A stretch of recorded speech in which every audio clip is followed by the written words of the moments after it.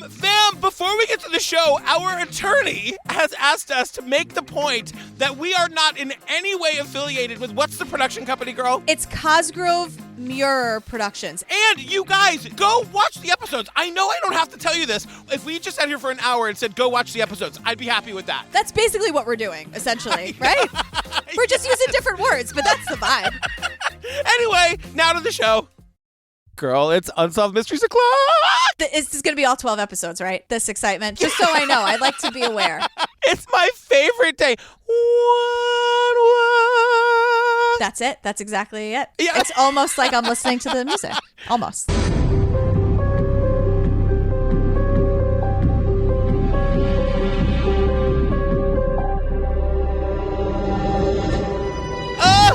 Before we get to the show, you guys, hi, happy Thursday. And just a reminder that if you'd like more fun, laughs, good times with me and Jillian Pensavalli, join us on the Patreon, you guys. Over 150 full bonus episodes to download and binge right this very second. Is there another Jillian you're podcasting with that you had to say with Jillian Pensavalli? No, I just really like saying all the syllables sometimes. Jillian Pensavalli. It really rolls off the tongue these days. Try Jillian Elizabeth Pensavalli. It's a mouthful, but it flows.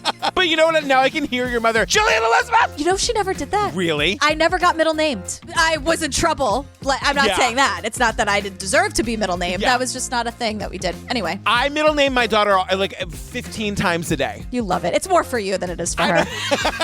You guys, the Patreon is where we do our series. You can find episode-by-episode coverage of McMillions, I'll Be Gone in the Dark, Making a Murderer, Fear City, The Vow. The Vow, you guys. It's crazy. Tiger King, Don't F with Cats, after parties, we're hanging out, we're sending you stuff, we're Zooming with you. It's a whole thing. When I was a little kid, I used to go out for ice cream with my sister. We would tell the guy so much caramel that you think you're going to throw up, but then you don't. So you guys, it's so much Jillian and me that you think you're going to throw up, but then you don't. That was the direction you gave the ice cream person? Totally. I'm so relieved you say caramel and not caramel. No, caramel. Thank you. Please. I am proper white trash, you guys. No, caramel's the right way to say it. Caramel is wrong. Oh, really? It's spelled Caramel. It's caramel. Girl, what are we talking about today? It's episode 2. It's called 13 Minutes. Give us a preview. Okay. It takes place in Georgia, and this lovely woman goes missing and is found murdered. Oh, God. This is what okay. I know. And her son is here and awesome. Her friends are great. Her husband sucks. And it's just, this is kind of where we are. Let's go to Georgia. Come with me. I can't go alone. I don't want to do it by myself. You guys, we open on a very, very, very handsome young man. His name is Pistol Black. Yeah. And he wears the hell out of whatever it is he's wearing. I can't. It's not a tweed jacket a la Paul Holes and I'll Be Gone in the Dark, but Pistol looking fly. He's been to hell and back in his life. He is so handsome. I'm going to say it here and I'm not going to say it anymore. This kid is so handsome. That's all. So it's the opening thing that Unsolved Mysteries does so well where he's just like... She had never said anything about leaving. It just didn't make sense. There wasn't a struggle. Nothing was moved inside the salon. It's like she just walked out the front door, kept walking. It was like she walked out the door and kept on walking. And it's like, this formula is just, it was perfected in a lab in the 80s. And they just, if it ain't broke. So Pistol tells us this all happened when he was in 10th grade. Mm-hmm. He sets the scene for us. He said his mom, Patrice, would wake him up every morning by starting the treadmill and then running on it. We learned so much about their relationship. She's a cool mom. And usually we're like mean girls. I'm not a real mom. I'm a cool mom. But Patrice was cool, truly. Yeah. And so Pistol is telling us the story and I'm like, oh God, high school. And he's like. We argued a little bit that morning. I was in a hurry to get to school because I was dating a girl at school, and if I could get there a little early, I'd get to talk to her before we got to go to class. You are so 15 and in love. I know. Meanwhile, little gay Patrick wants to get to school early so he can see Pistol before class starts. I'm the little annoying dog, puppy love in love with Pistol, gay friend that carrying my trombone, walking down the hallway, being like, "Hi, Pistol," yipping and nipping at his ankles. Hi, hi. I like your face. Hi. Oh, you going over there now? Oh, okay, talk cool. To that girl? Maybe I'm there too. Right, bye. Maybe I'm there too. Okay, fine. No. I love him. So it's April 15th, 2004. Patrice, the mom, drops him off at school. And you guys, this happens in every Unsolved Mysteries episode. She dropped me off at school, told me she loved me and that she'd see me in the afternoon. I said, okay, I love you too. And that was it. That was the last time I talked to her. That's the last time this 15-year-old kid ever saw his mother. Right. And so then, like, later on, he's in bio, and he's... I don't know why that was funny. It just the way you said it. Because it's so high school. He's in bio. Like, Your disdain for bio. Which, interestingly enough, like, I am very pro-science, but at 15, undiagnosed ADHD, I'm like, bio? I know. Who has the time? And I definitely didn't read a book. I read, like, Catcher in the Rye and One Flew Over the Cuckoo's Nest, which I love, and, like, To Kill a Mockingbird. I read the good books, but I'm not reading, like, any of the other stuff. No, a bio book, please. So poor Pistol is in bio, and so they take him out of class, which is never good, believe me, I know. And I thankfully don't have this experience. And he's taken out of class. I never got taken out of class. I was such a good kid. God. You would have liked me in high school. I was nice. I would have. You would have been trying to get me to, like, stay in class and not cut physics. And I would have been like, Patrick. I know. Anyway, so he gets taken out of class. He's brought down to the principal's office, and they ask him, have you spoken to your mom, like, recently? And he's like, no. This morning when she dropped me off, like every other kid in this building. I know. But then they're like, do you have any way of getting in touch with her? So he calls her on her cell phone. No answer. He says he calls her 3 times. He's like... Anytime I called, she didn't answer right away. She would immediately call me back. My mother was extremely involved in every facet of my life. Was at every meet, every game. I've never met anybody that always wanted the other person around them to be happy. Always. She went to every game, every event. She always wanted him to be happy. And, you know, she was really, really passionate about being a hairstylist, which was her job. And she loved it. And Pistol tells a story, which is like, to him is a very like, Mom, not again. But to me, watching this, what Patrice would do is like... When I was 15, what would drive me crazy is do your hair this way. Or, you know, I'm going to try something new on your hair this week. So about every other week, I would have a different color hair or a different haircut or a mohawk or, you know, just something crazy. I think that he suffered so much trauma from, like, the hair that his mom gave him that he's bald now. He shakes his head totally. But I just think it's like, wow, your mom was like, let's do a blue mohawk this month or whatever. Totally, and Pistol was like, Mom, stop being so cool. Which is a totally valid teenage boy thing to say. Absolutely. But like, that's how invested she was. And she was just kind of cool. She didn't sweat the small stuff is kind of what you... No. But she was like very invested. So now we meet her friends. Yeah. You know, we get all the stuff we always get. It's Patrice was always smiling. The shop was her dream. She made you feel special. Like, that's why everyone was so concerned, because everyone knew her. And her shop was small. It was like one chair. It was just her. So like, she really got to know her customers. Yeah. And they tell us that her husband, Rob, helped her get it started. Oh. And then all Jillian's face just changed. Rob, you say? Rob, is that it? So we are outside of like a garage, like we see like a garage door opening and we see this guy and it's Rob Endres. Is that how you say it? I don't know. I didn't even write down his last name. I don't like him. Usually I write down everyone's last name. Well, we see this guy, Rob Endres, and it was Patrice's husband. And of course, this dirtbag, he's such a fucking dirtbag, this guy. Okay, good. Yeah, I'm not giving him any benefit of any doubt. I really don't like him. He gets like so creepy. And cruel. Like he was creepy and cruel. Yeah. And so the first thing he tells us, of course, is that Patrice was 30 years old when I first met her. I was 50, 20 years her senior. She was renting a chair at a 2-station beauty salon, and I was driving by, needed a haircut, and stopped in, and that's the beginning of the story. I said, she's gonna be my wife. She's gonna be my wife. And it, like, coming out of the right person's mouth, it's sweet. For him, it sounds demanding and patriarchal and just gross. Yeah, and you know, we'll get into this later. So, but he says, he's like, we were together for 7 years. 7 years with Patrice, they were the best years of my life. I just remember the highlights and the beauty and the warmth and the love. I only remember the highlights and the beauty and the love. I don't remember anything else. And in my notes, I just have, Immediately, the fact that he's just like, everything was great at Puppies and Rainbows. What are you talking about? Immediately made me go, ears up. What's with this? Yeah. So we meet Ann McDonald, who like has a very interesting hairstyle. Ann is who I was talking about last week. Ann is like, we could totally hang out with Ann. Yeah, Ann's great. I met Patrice many, many years ago as a walk-in to her shop, and we hit it off, and over the years, we just became very close friends. Her shop was so close to my home, it was basically like our little hangout.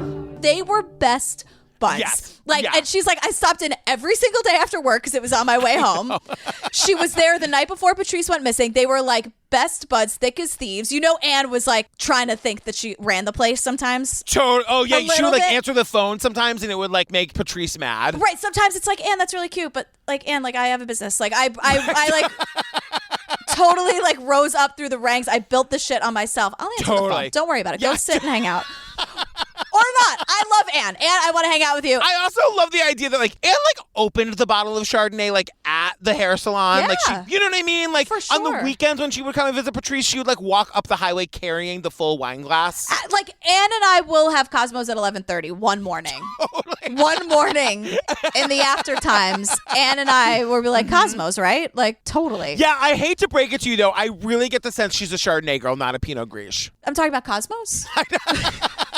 I don't mean to offend your sensibility. I'm just saying. I think we've made it clear that you can be a Pinot Gris and a Chardonnay couple and I still guess that's true. make it in the long run. And make it work. Yeah, yeah. totally. I think we can totally do it. We'll make it happen. So we learned that like what's going on the day that Patrice goes missing. The cops get a call from a client who showed up for a haircut and Patrice wasn't there. And like this is one of those things where like, you know, like I make another podcast about missing people and this fucking varies every story. Sometimes it's like the cops won't even pay attention for 72 hours. Sometimes it's 5 minutes later. State to state, like a friend can file the missing persons report or that it has to be the next of kin. The fact that the sheriff shows up 5 minutes after Patrice is reported. Like, you guys, how do you know she wouldn't go out for coffee? How do you know she's not in the bathroom? Like, it seems like this thing happens in 5 minutes. The cops are all over the place. Right, because Anne called them. Yeah. And Anne's like, girl, we made plans the night before because she was like, oh, she always called me woman. Like, woman, are you coming? Yeah. And Anne's like, I'll totally be there. So they made plans. And Patrice is not me. She's not the type of person to have her phone off. My phone is always either off or on silent.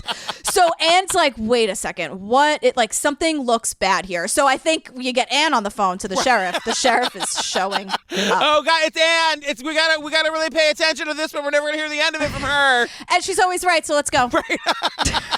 So Ron Freeman, Sheriff Ron, shows up. We received a 911 call that said a client had showed up at Patrice's hair salon and she was missing. As soon as I got there, we kind of all looked at each other and I remember the look in each other's eyes like, this doesn't look good. Oh, shit. Like, they believe Anne, and they immediately are like, this, right.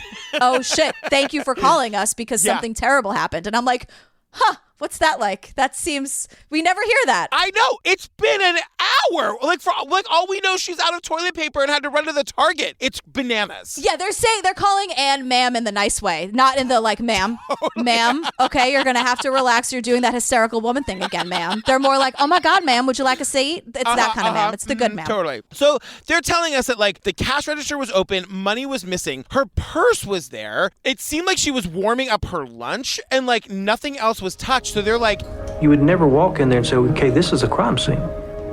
We found no blood. We found no returned furniture. We found no drag marks. There wasn't a lot of evidence. There wasn't a lot of things to point you in one direction or another. It looks bad, but also like not like a crime scene. Like there was no blood, there was no overturned furniture. So like who the fuck knows what happened here, but like it doesn't look good. Yeah, she picked up and left in the middle of a couple of different things. Yeah. Like she just left for some reason immediately. And then the cops make the worst decision I've ever heard of. They bring Pistol, the son, to the barbershop to then tell him there. The barbershop, girl? The salon. The barbershop. Anne, I know. Anne's looking at me like, what is she talking about? Anne, I know, please. Anne spit out a mouthful of Cosmo listening to this episode when I said barbershop. She just spit it out. And we'll talk about it tomorrow. Yeah. At breakfast with our Cosmos. Exactly. They bring Pistol down to the hair salon to tell him that his mother is missing so he can have like a very fucking public nervous breakdown about it. Right. So again, he's in 10th grade. The cops pull him out of school. 10th grade. And it also just shows like this is the two of them here. You know, like it shows what a cohesive unit Patrice and Pistol were. Totally. That they go to him to tell him about his mom. Yeah. So he is in disbelief and it's so heartbreaking because he's saying. And then they said, yeah, she's missing. Immediately I broke down because it was like, what do you mean? You know, I don't understand. No, there's no way. She'll be back, you know. I don't know what's wrong with her cell phone. I don't know why she left it, but she'll be back. She's just gone somewhere for a little while.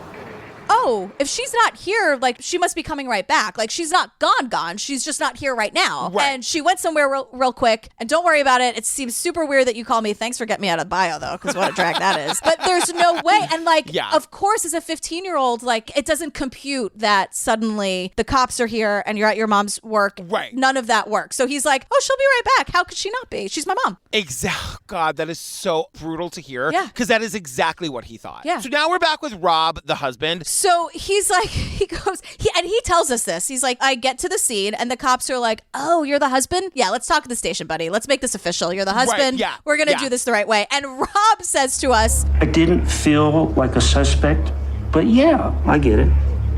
I have a degree in criminology. I'm Patrice's husband, and a lot of times husbands are guilty of killing their wives. So you get to do this. I know, I'm the husband. I probably did it. I have a degree in criminology. I don't know if you know. Totally. There's like a 95% chance I did it because that's science. So, yeah, like, you don't have to tell me I'm going down to the station. And I'm like, who are you, Betty Draper, saying she's not stupid? She can speak Italian? Right. This guy, Rob, is that guy who doesn't know anything, who, like, at every family dinner talks and pontificates like he's an expert on every subject. He's that guy. He's sharing the shitty memes on Facebook. He thinks he, like, believes in Pizzagate or whatever. Yeah. Obama's from Kenya. Totally. The whole thing. And there are, like, 100 different sources, but the sources are all like memes. Like, that's who Rob is. Right. Just a total insufferable idiot. That's who this fucking guy is. Right. So now we meet this guy, Captain Bill Franco or whatever. I'm going with Franco. Okay. Save Franco for next episode when we're in France.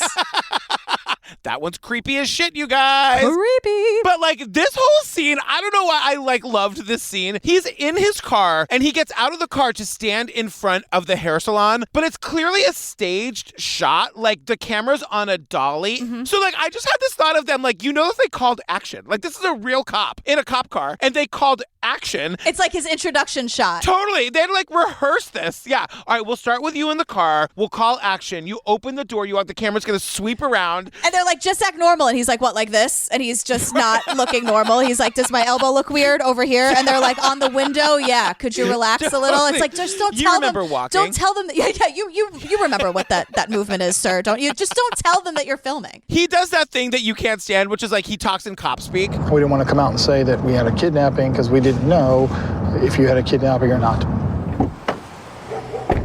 There was nothing that indicated a crime had occurred outside of the location.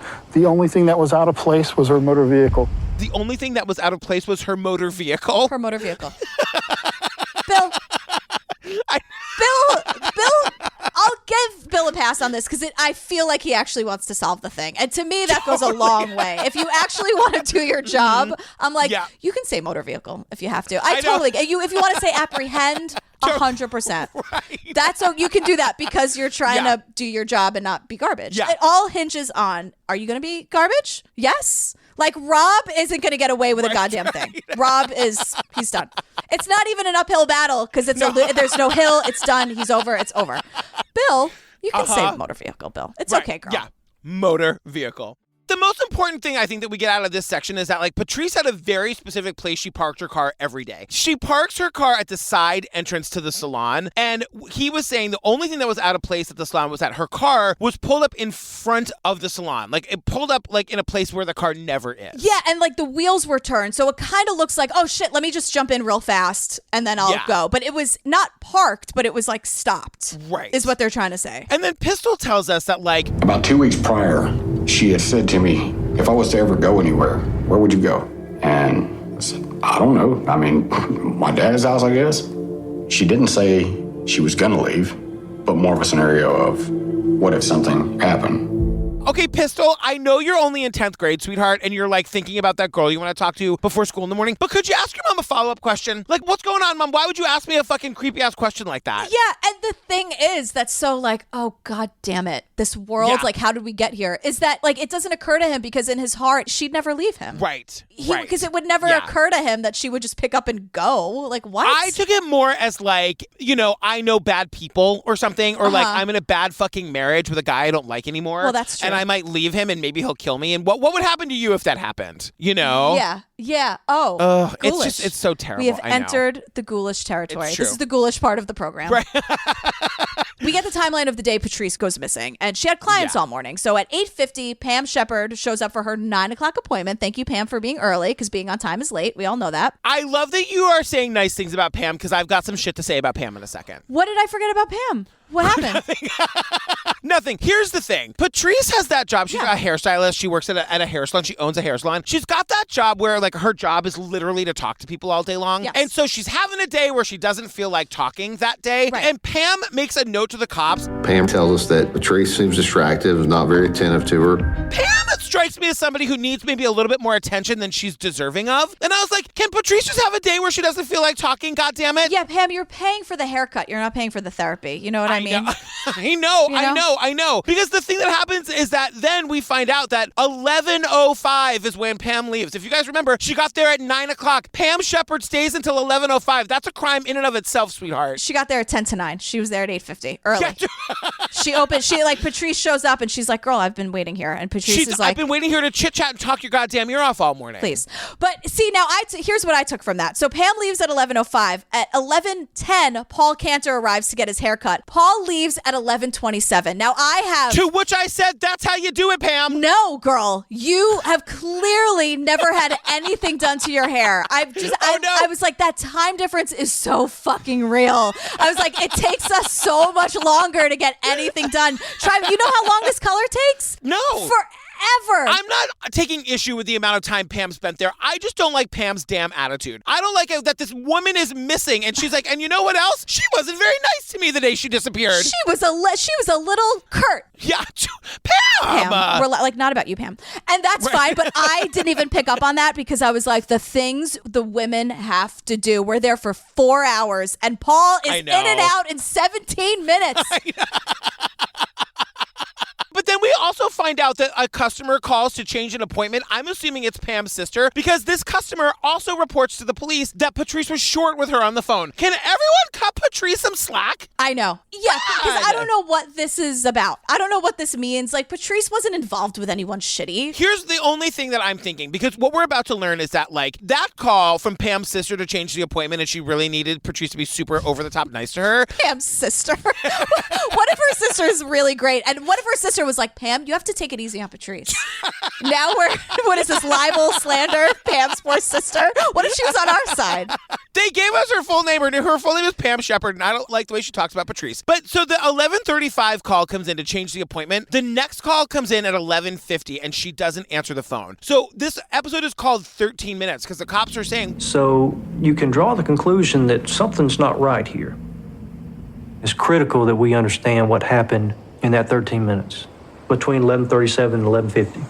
Whatever happened to Patrice happened in the 13 minutes between that 11:35 call and the 11:50 call. So when Pam's sister called at 11:35 and Patrice... But I hate to be a Steve about it, but the call ends at 11:37 and then 11:50, and that's the 13 minutes. That's the... Okay, fine. I hate to be a Ms. Okay. Tipton about it.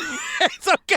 And assign homework on the weekend. My point is, my feeling is whoever took Patrice was in the salon when she was on the phone with Pam's sister making the 11:35 call. That's my guess. That's why she was curt. You think they were there? Yes. Oh, I think the crime was in progress and the phone was ringing and she's like, if I don't answer, they're going to know something's wrong. And whoever took her, let her answer the phone, and that's why she was acting weird. So that was 11:37, and then by 11:50, she's already gone because it's an unanswered call, which never happens with Patrice. Girl, look at that. Look at those chills. I think you're onto something here with this. So we learn that at 11:45, which is in the middle of that 13-minute window, right? The call ends at 11:37. 11:50, she doesn't answer the phone. So at 11:45, there are two independent witnesses who don't know each other, who are sort of driving past the salon at different angles. They're driving by, like, they're going in different directions. And so, again, it's pointed out that Patrice's SUV was not in its usual place. I noticed first her SUV, which was normally parked on the side, which was now visible, and a Chevy Lumina, which was pulled directly into the shop. I did notice the Chevy Lumina did have the Georgia quail wildlife tag. Yeah, because it's not in a parking spot. Like I was saying earlier, it just looks like it was stopped, but not like deliberately parked. And like for those people who drive, they might understand like it's a position your car would be in if you're going to do like a jump for another person's car. Well, I can't confirm nor deny that. I don't know.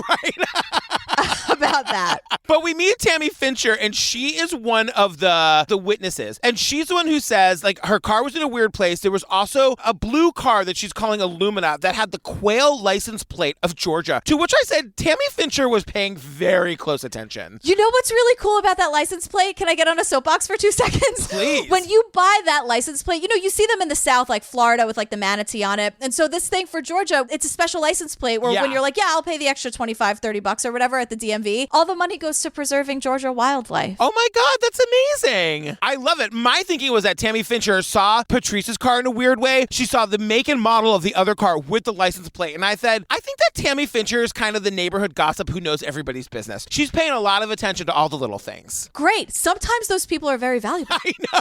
Sometimes they're a total pain in the ass. But sometimes they're like, we have to invite her to the party because she knows it's happening because she's the gossip and she knows everything. Totally. She's going to talk about all this stuff. She's so annoying. But sometimes when she's a witness and she's like, that's a goddamn Chevy Lumina, I will die on this hill. Because the second witness who also saw this thing independently, they don't know each other. They're just two witnesses who the cops spoke to. The other witness says it's a different car altogether. Same color, though. They saw the same color car, but like a different kind of car. And so Tammy, like we're back to Tammy. Tammy's with us. The other witness isn't. And Tammy's like, There were two ladies that I saw in front of the Lumina.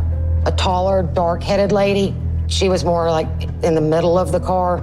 And then on the passenger side in the front of the car was an older lady. I saw two women in front of the Lumina. Like it's almost like they told her that the other witness says it's a Chevy, whatever. And Tammy like goes out of her way to just call it a Lumina over and over again. I'm believing Tammy. I'm going with Tammy on this one. Yeah, and the two people that Tammy sees, the other witness also sees two people. It's conflicting about, like, was it a man and a woman or two women? But it's like two people standing in front of the hair salon. And Tammy says that the people, she describes it as having hands on each other. They had hands on each other. I don't know if one had tripped, if one was pushing one down, if one was helping one up. It just did not look normal. And then Special Agent Mitchell cuts in. He's like, this is great because both witnesses say the exact same thing. I'm like, no, they don't. One saw a man, one saw a woman. Tammy definitely saw Lumina. Don't know if you've heard about it. This other man who's not here to tell us his story because it's probably wrong, saw a different kind of car. Like, yes, but I know what he's saying. They both saw cars, like a second car there and a second person who, because the guy was like, oh, I think it was a short man with shoulder-length hair. It doesn't matter. Yeah. Essentially, they saw the same thing, but it's so funny to hear, like, hear them describe the differences and then one of the agents being like, These witnesses are credible because they essentially saw the same thing. they saw exactly the same thing. This is great. And I'm like, what 2 minutes of this doc did you just watch? So we're back to Pistol, and like Pistol is saying, you know, everyone said she would never leave me. She'll be back in a few months. He says, I was a few months from 16 when this all happened. It made me grow up very fast. And it's really sad, but like what's happening while he's talking is we're seeing like a reenactment of people walking through the woods in the middle of the night with flashlights, like searching, to which like my brain was like, okay, that's a beautiful image. That would never happen in real life. That would be a very ineffective way of doing a search. No. You guys, you know what we're going to do? Take a nap during the afternoon, but get your flashlights. As soon as you can't see anything, we're going to go march straight into the woods and look for this lady. Yeah, when it's the darkest of the night. Instead of just like, you know when it's like first light, go to bed. Right. Get your rest. Have a lot of carbs. Do what we have to do. Just, relax all day long. But as soon as it's pitch black out, meet us in the forest. We're going to find her. And I don't want to see you at sundown. I'm saying in the dead of night, I want you out there.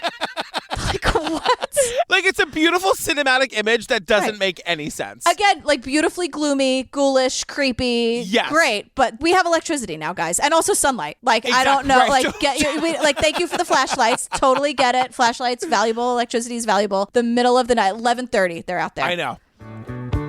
Travel down the road and back again. Hey fam, today's episode is brought to you by the podcast Wine and Crime, made by 3 of our favorite true crime ladies, and we're gonna let them tell you about it. Hey, true crime fans, have you listened to Wine and Crime yet?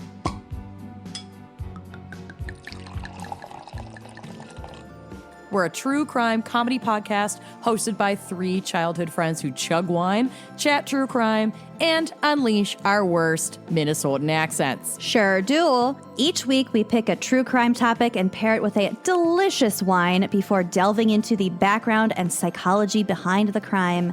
Then we share and speculate wildly about a couple of bonkers cases related to that topic. Oh yeah, and past episodes include necrophilia, cults, crimes of passion, cruise ship disappearances, and exorcisms gone wrong, all over a bottle of wine. Or 3, let's be honest. Yes, truth. Listen anywhere you get your podcasts. You can also follow us on Facebook, Twitter, and Instagram at Wine and Crime Pod, and check out our website and blog at wineandcrimepodcast.com. Cheers!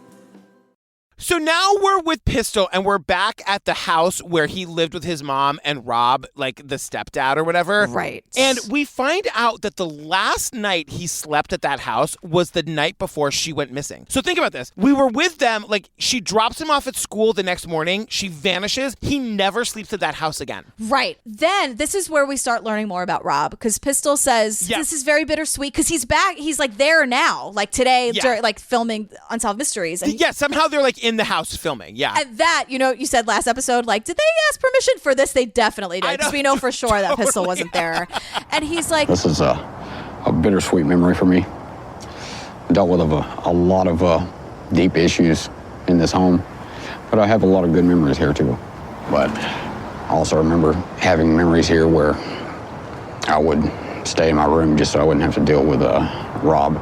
Ding, ding, ding. Here we fucking go. Yeah, and so we learned that, like, Patrice and Rob get married in March of 97, and, like, Pistol says for the first year, Rob tried to be a good stepdad. And Pistol was, like, 8 or 9 at the time. Yeah, very young. Yeah. And then a year later, it just, like, flipped. And, of course, like, Pistol doesn't know why, but, like, as grown-ups and people who cover shit like this all the time, and so many people say it in this documentary, like, the mom started paying more attention to her own child sometimes than her husband, and that made him insane. And the thing is, I think Patrice never changed. This is who she always was with Pistol. Yes. And I think Rob thought, I'll change her within the first year. Like, I'll be nice to this stupid kid and his stupid mom, and then, like, win them over. And then he realized that Patrice was always going to take Pistol's side, always be this very present, engaged mom. And so Pistol tells us, like, He'd walk past my room and just say really crude stuff.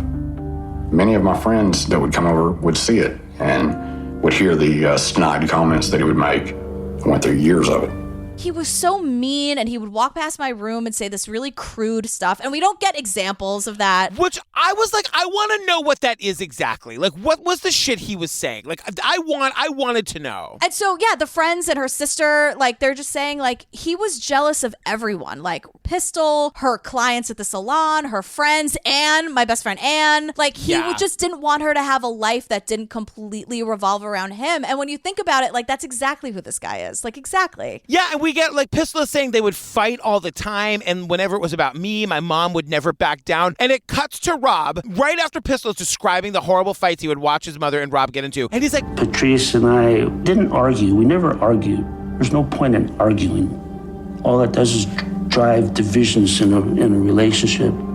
Patrice and I never argued. And I was like, girl, you know that other people are being interviewed for this, right? Right. Like, how can you not be imagining exactly how they're going to edit this? It's going to be 15 people talking about what a piece of shit you are. Right. And then it's going to cut to you saying how everything was great. Right. And what really struck me about that, that made him be like, oh, the racist uncle with all the memes, because he goes, oh, we didn't argue. There's no point in arguing. It just drives a wedge between you. And I'm like, no, you fought. You absolutely argued, but you want us to see like, no, it wasn't arguing. arguing. No. Because I don't do that. Yeah. Because I don't believe in that. Because I'm so smart. All it does is drive. So he's like admitting it, but not, because he's like, I don't really see it that way. I don't see that as a fight. I just see that as like, I'm smarter than her and I'm right. Yeah. You know what I mean? Like I'm educating her. I'm teaching her. I'm training her. Yeah. It's such bullshit. I can't imagine giving an interview like that, not knowing exactly how it was going to come off. Right. And I got news for you. It gets worse. Yeah. He's like, look, one of the things Patrice and I struggled with. Oh, you didn't fight about it? Interesting. Struggled with. One of the things that we struggled with is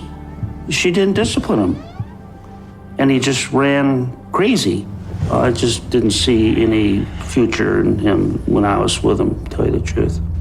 And he says this about a 15-year-old kid. Yeah. And that, I think, is the crude stuff that he would say. I think he would say he was nothing. He was a nobody. He wasn't going to make it. I think he completely browbeat this kid. How do you do that to a kid who's 15? Also, the child of the woman you love. And it gets worse, you guys. This is just the beginning. It gets worse. So Pistol now tells us the day after his mother went missing, Rob changed all the locks on the house. Imagine this. Your mother goes missing. You have nowhere to go. You come home and the locks are changed. And he says, I would bang on the doors, knock on the windows, but no one would come. Made me feel really angry and upset at the same time. It's still hard for me to believe. And then it cuts to Rob, and Rob is saying, After Patrice went missing, just as a precautionary measure, I believe I changed all the locks in the house. I can't even imagine it. Like, Pistol's world is upside down. He's banging and pounding on the doors, just trying to get inside and, get warm, even. Right, yeah. Rob does this thing that I hate. He's like, I believe I changed all the locks in the house. Bitch, just say that you changed them. Right. You know, this whole, I believe, stop doing this, faux intellectual bullshit. I know. Stop doing that. And also, one thing that we skipped, a couple weeks before Patrice goes missing. She had spoke about divorce a couple weeks prior to all of this happening because she was unhappy with the relationship and had been for quite a few years up to that point. And Rob says to us today, to Netflix and us, he's like, Patrice planning to divorce me is new information. She never made that comment to me. that is brand new information. I'm like, did Netflix just break the news that Patrice wanted to divorce him? Also, that's bullshit. You know that came up in fights. 1,000,000 times. I know you don't want to say that you fought Rob, but you did. Right. But this is not new information for Rob at all. And he's trying to be like, I knew nothing that this person I was totally possessive of and controlling and jealous of. I didn't know she was going to leave me, because that's a motive. Right. Like, if he admits that he knew that she wanted to get out, yeah, that doesn't look good for him. And so, back to the house. Yeah. You know who else can't get into the house if you change the locks? Patrice. If she comes back. It's that whole thing of knowing she's not coming back the day she goes missing. Yeah. All right, Scott Peterson, ordering the porn channels. Just saying. We see this sometimes, Totally. Yeah, it's true. It's true. I mean, I'm sure in the end it was better for Pistol. As bad as it was, being stuck in that house with Rob would have been absolutely the worst thing for him. Yeah. But the fact that he is here today and is able to talk to us and he's not in jail, he didn't fucking kill Rob. Mm-hmm. It's, you know what I mean? Totally. It speaks very well of the way that his mother raised him until he was 15 and a half years old. Absolutely. So put a pin in Rob as a suspect. We'll get there. The police actually tell us about a couple of other suspects before him. Yeah, Gary Michael Hilton. Ooh, on my list. Let me tell you. We see this interview with this guy, and he actually says the words, as an artist and as a sociopath, if you're doing this, you would like to select your victims. Well, as an artist and a sociopath. I'm like... ... I know. What a charming fellow. As an artist... Because as an artist and a sociopath, we learned that this guy, he's been arrested for kidnapping and basically murdering this woman named Meredith Emerson. He abducted her and her dog, and he kept her alive for a number of days. And then the cop tells us... Kept her alive for a number of days and brutally murdered her. And then he says it again. Brutally. This case has stuck with him, keeps him up at night. You could tell, his whole face changed, and you're like, oh, this guy's an... So he would just pick people out. He just targeted people. There was no real random profile, just random. But he loved picking people at a hair salon. And he made the statement one day that his favorite place to go was a hair salon. He would go in and he would ask for money. Favorite time was lunchtime. And now you're thinking, wait a second, the register was open. Yeah, it was lunchtime. It was around 11:50. So now you're thinking, okay, like maybe this is our guy. Yeah, so they're like, he hasn't admitted to the murder, but they can't rule him in or out. So now we learn about Jeremy Jones, and this kid is young. I mean, he looks like he's like in his early 20s. But like they say, like he acts like a normal guy, but he just like has a demon inside him. And like they say he liked to sexually assault and murder women. He's confessed to 6 to 8 murders. We hear him on tape confessing to Patrice's kidnapping and murder. Yeah, because he's like, I need to tell you about this hairdresser in Georgia. Like, I need to tell you all about her. And they're like, wait, what? Like he says Patrice's name during the interrogation. Like it's disgusting. The first time you met Patrice was at her shop? Yes. Did you abduct Patrice Endres? Yes. And so he says that like he's telling this story that he calls it the beauty shop, and he went in and said he needed a jump for his car. Now remember, this is where the jump thing comes back because her car was brought out into the parking lot in the position of giving another car a jump. And he draws them. They're like, okay, yeah, sure, girl, but where were the cars? And he draws them exactly how they were in the parking lot. And then he says that like he kidnapped her, he killed her, took her 65 miles away and like killed her and dumped her in a river. And the cops just say like, we made a pretty extensive search from where he said that he had done something. Cadaver dogs, boats, search and rescue personnel who are very adept at that. We didn't find anything in that area. No evidence that he actually did this murder, and then he actually recants the murder. And I'm like, but he drew the cars. And they say that he knew information that like only the murderer and the cops knew. Like this guy is a good suspect. But it's so weird. No evidence, and he recanted. Like that is very, very strange to me. I know. And then so now it's December 6th, 2006. We're at a church somewhere in the middle of the woods. We're talking to this guy, Albert Clark. Are we ever? Are we ever?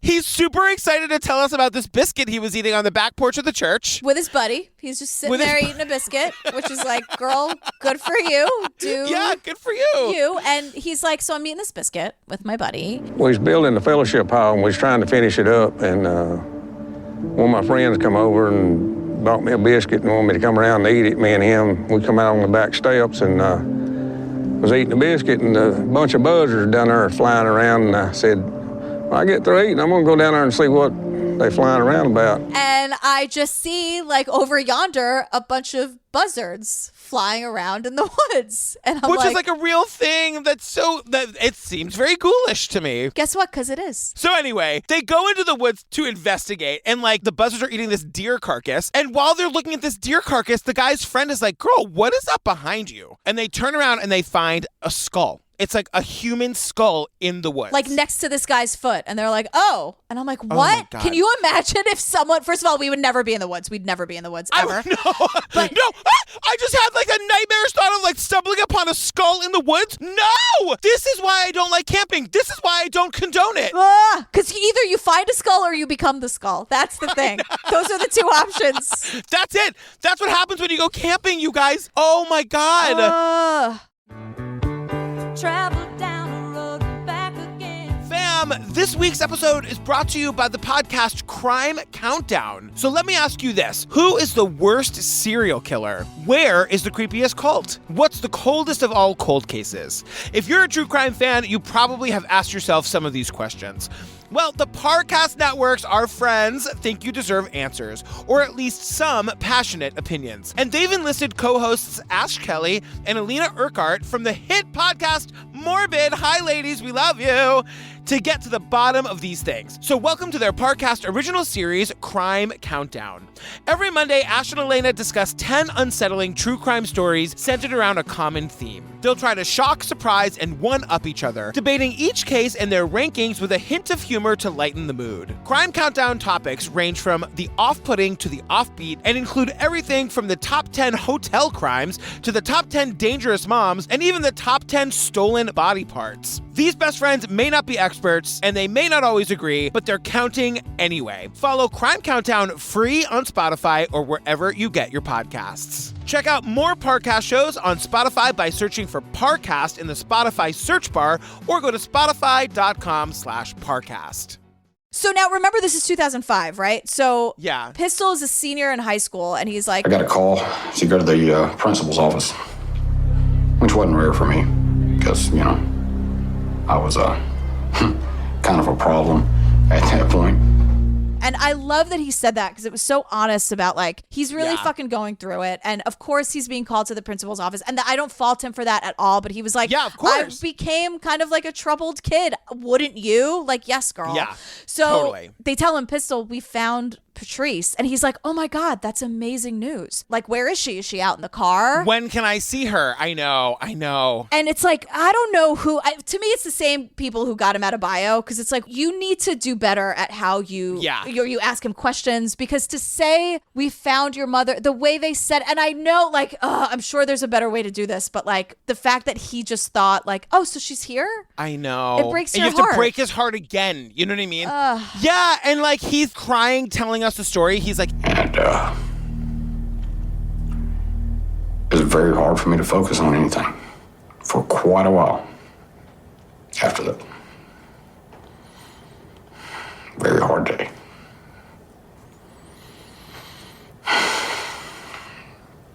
It's still hard. And so we're back at this Lebanon Baptist church where they found this skeleton, and one of our cool like GBI police guys is there, and he's saying that like they found her body 600 days to the day after she went missing. Yeah. What a weird random like round number. I know. And so they search for a day and a half. They find almost half of her bones, which is just like, if that doesn't keep you up at night, then do better. I don't know what to tell you. Like, God. If that doesn't keep you up at night, stop watching ID. This has become normalized for you. Like the sentence, Patrick, I just said the sentence, they found half of her bones. I know. And it gets worse, you guys. It gets worse. Ooh. Yeah, they find half of her bones. Put a pin in that. We're going to come back to it in a minute. So we're with Pistol, who says, I have different theories as far as what I think happened, but I told the police that I think Rob had something to do with my mother's murder. I think that her trying to get a divorce from Rob played a major part in this. and he's like, I can't imagine how jealous she'd be of me if she knew that my mother was leaving her. Like, what kind of a rage that would put him into. And then we get the friends, and the friends are like, I always thought Rob was involved too. Yep. And then we get Rob, and you can tell he's just been asked that question by the filmmaker. Yeah. And he's like, I have no comment for people who think that I killed Patrice because I don't talk to those people. Because I know I didn't. Patrice knows I didn't. And it's physically impossible, time-wise, for me to have been involved in it. Think what you like. and he gives us his alibi. And he says the day Patrice went missing, I was at home. Before I went to work, I got gas and I got a receipt. To which I said, convenient. Do you always get a receipt, or did you just get a receipt that one time, Rob? Just because you didn't kill her doesn't mean you're not involved. Right, of course. So they have the timestamp of the receipt of him getting the gas. Right. They also have the timestamp of him getting to work because there's like a turnstile with like an ID badge. Yeah. And they've got that timestamp, and it's far enough away from where Patrice was that there wouldn't have been time for him to do it. And that's right. Like, just because he didn't actually do the killing doesn't mean he didn't order her to be killed, you know? Like, yeah, or something. And he says, like, well, what would my motive be? We didn't have life insurance. And I was like, girl, people go crazy like this all the time. We've made 9,000 episodes about it. You're a crazy, sad, deranged old man. We're going to get to the deranged part in just a minute. Oh. And you learn that, like, your wife is leaving you, and, like, you, rather than letting her go, you're going to have her killed. Like, that doesn't sound crazy to me. And you know what you get? You get nobody else having her. Right. What you get Exactly. doesn't have to be money or whatever. First of all, you got the house, and you got this problem child, quote unquote, pistol out of your life, and you got the fact that no one else has her, and you get to have her in some way forever. So don't come with that shit. I mean, the only thing is that the cops tell us, like, we thoroughly investigated him. The timeline doesn't match up. Like, he really couldn't have been there. And they looked into the idea of, like, a murder for hire, and they just say there's no evidence to show that that happened. And they say it with such sadness. They're like, you guys, we tried. We really, really, really looked at him. Yeah, like, sure. they are so on our side with this. They're like, I we know. tried. But they do say that, like, they can't 100% disqualify him, but at the same time, like, they kind of have nothing on this guy. I just don't think he did it. And, like, he's such a fucking dirtbag. I know. And then Rob wants to speculate on what happened to his wife. He says, I think someone who knew her routine did it. Then he says, Was she kept captive for a while? I hate to say this, but was she somebody's toy for a while? Who knows when she was put out there, or how? Did someone take a wheelbarrow and haul her out there? I don't know. Was she somebody's toy for a while? And he does this fake, like, and I don't even want to say it. Like, it pains me to say it, but he just, like, it's gross to me because it feels to me like he likes thinking about the possibilities that could have happened to her. And 1,000,000%. I can't, and I won't. You guys, this like wanders into fucking Twilight Zone territory. Yeah, truly. It's such a perfect Unsolved Mysteries moment because we're in a funeral home. We get like a lower third of like an old man, and it just says Judson Caldwell, funeral home director. He's kind of a creepy old guy, even though I'm sure he's very, very nice. Lovely. He's calling her like Miss Patrice and Mr. Rob. Like, it's just creepy. Like, it's like perfectly creepy. You know what I mean? Yeah. Again, we have a weird job. Judson has a weird job. Totally. We're just trying to get through it. Totally. Rob tells us. I asked the people who took care of Patrice's remains, what I'd like you to do as a last farewell is to reassemble her. Lay her out for me when it's here. He asked the funeral home to assemble her bones. Right. And they do it. They do it. And they do it. They leave him alone, where I'm like, oh, please don't leave him alone with her remains. Rob tells us he picked up her skull, carried it around the room for a while. I can feel my stomach. Like, this is nauseating. He kissed her goodbye. And then Patrice was cremated. And then Rob tells us that he's going to share something with us that he normally doesn't tell people, with good reason. He tells us, everyone, pull over. We haven't said it yet. Pull over, turn the car off. You guys, you made it all the way through the app. Maybe you're in the driveway. Turn that fucking car off. Go inside and get the wine. Turn it off. I'm scared for your safety, your personal safety. Are you ready? 3, 2, 1, here I go. He says, probably for a year or longer after Patrice was returned to me, her ashes, she stayed in my bed. I slept with her. It's something that I typically don't share with people, but she was like my teddy bear. Because that's how we used to, that's how we used to sleep, snuggle together. Oh, I slept with her ashes, like what her ashes are in. I slept with her. He said, she was like my teddy bear. You guys, watching you having to say that was like the time I said mommy issues on the Pates. And you we hated both, it. Like, threw up in our mouths. Look, grieve how you grieve. But I hate Rob and I hate this. I mean. But then, as if that weren't enough, he goes into the closet to get her ashes. He's never actually opened the box. So he's sleeping in his bed with a cardboard box containing a box that contains a bag that contains her ashes. And he says something, which is what I was saying before, like, you'd have to get something from her being dead. He goes, and yes, I'm protective of Patrice, and I have her. That's a good thing. And that is scarier than any horror movie I've seen in the last however long. That is terrifying, what he just said. And he takes out the ashes and shows them to us. He pulls out the bag of her ashes. This is so fucking disrespectful. And he's like, I've never done this before. Like, how about you and the cameras and the lighting crew and everyone? Why don't we do this together? I'm like, wait, you've never, like, what is going on? And then, insult to injury, he fucking tells us that he won't give any of the remains to her son, Pistol. He, like, gleefully tells us that he won't share the remains with him. He's like, I'm not sharing these ashes with anyone, especially Pistol. What is wrong with you? Like, he's so vindictive about Pistol. Like, what? He was a kid. His mom is dead. Like, do you have anything in your heart at all other than fucking blackness? And then Pistol's here, and he's super emotional, and he's like, look, I never really got to say goodbye to my mom. I don't have her remains. Rob's actually got them, and that hurts me more every day. I couldn't do anything about it. Didn't get any pictures or anything of hers. He has no physical memories, no mementos. Pistol is kind of seemingly alone, and I'm sure he has a support system. He's a very well-adjusted person. He does have his dad, but Pistol says, I hope I could be at least half the person she was, knowing that, like, she's gone, he didn't get to say goodbye, and he has nothing physical of her because Rob won't let him have it. And if nothing else comes of the popularity of this episode, I hope the whole fucking world shuns this guy, Rob. Yes. I hope wherever he lives, they've all seen this episode. Even though I don't think he killed her, he is such a vindictive asshole to this little kid, now a grown man, who's been suffering his whole life from the loss of his mother. Yeah. And just like if you ever loved Patrice, if she was ever anything more than a fucking trophy wife for you, or just like a trophy in general, you would show some love or some kindness to her kid and give him some peace of mind and heart, and he refuses to do that, and you're a fucking garbage, and I hate you, Rob. Yeah, that's it. That's the thing. Fuck you, Rob. Ba-da-da-da-da-da. Like, oh my God. The worst.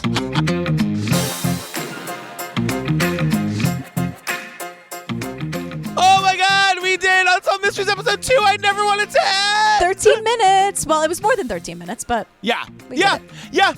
I'm obsessed, you guys. The next episode is called House of Horror. Is that what it's called? Yes. Girl. It is all in French. And don't worry, we've figured out a workaround. There is, we're going to be able to use clips because it is in French, but it's also, what's the word? It's dubbed on Netflix. Yeah. So we're going to use the dubbing. It's going to be a little weird because, like, the dubbing isn't really acted. It's just sort of dubbed. It's kind of yelled at you. It's like shouted at you. It's very, like, you almost feel in trouble. The dubbing makes you feel like, I didn't do it, right? It's like perfect Unsolved Mysteries fodder because it just adds to the weird creep factor. I love Unsolved Mysteries. This story is so horrible. This is so horrible. I know. This next It's one. really, really bad. You guys, don't forget, if you want more fun, laughs, good times, join me and GP on the Pates. 150 full bonus episodes to download and binge right now. It's all the series you ever wanted us to cover. Yep. It's all there for you. Tell them about the merch, girl. So we have all this merch, let the women do the work, all this cool stuff that you really asked us for. And it's everything you want, t-shirts, mugs, bags, whatever you want. And we're giving all the money to charity. Yes. You guys, you can find us at truecrimeobsessed.com. That's where you can find all the promo codes for the ads that you're hearing. Yep. All the merch, the link to the Patreon. We've got some videos from our live shows. It's a really fun spot. Oh, and all the episodes. Duh, I always forget to say that. That too. That's too. worth mentioning, I think, all 150 of them. You can find Jillian at all the places at Jillian with a G. And you are at Patrick Hines _ on Insta. We got it. You know what? Now you're there now. We said it 100 times. I know. I love my underscore. I own it. You should own it. Oh my God. Yeah. And you are Patrick Hines on Twitter. Thank you. Girl, I love you. Thank you for coming up with this idea of doing Unsolved Mysteries. Again, I'm so obsessed. I'm just happy to be nominated, truly. I'm thrilled to just be included in the whole thing. We love you guys. Thanks for hanging out with us. Thank you so much. See you soon. Bye. See you in like a couple days. We have a lot of stuff on your feed. We'll see you in a couple days. Bye. They give us a lot of those like establishing shots. Yes. One of them is of an old mailbox full of mail, and I don't know why I hated it the first time and I hated it the second time. Because we're going through a thing with the mail, with the postal service now. We're kind of in. Yeah. I can't tell that far in the future. I don't know what the mailboxes look like in October, but I can see how that could be a little triggering right now. Save the post office, everybody. The look on your face that somebody would have the audacity to write a biology book. I know. My poor dad is like, science is cool, right? I know. I know, Dad. I'll get there. I'm not there now, but I'll get there. Not today, Dad. I enjoy our job on like a regular week when we're just doing like a normal documentary. Well, I should hope so. Thank you. I'm so glad. Great. Good to know. I was just remembering that I was born in a town called Buzzards Bay, girl. Oh, God. Buzzards Bay? Yes, I was born in that town. How? In our 800 episodes we've done together, Lady Pates and this. Buzzards Bay? You're just now telling me about Buzzards Bay? I will just say that the first time I watched this, I was mildly hammered. And so I remembered it differently than it was. So it was kind of like watching it again for the first time today when I watched it. Fun. Did you like it? Did you enjoy it? What do you think? I really enjoyed it. I was really glad to have that experience again for the first time. Thank you, alcohol.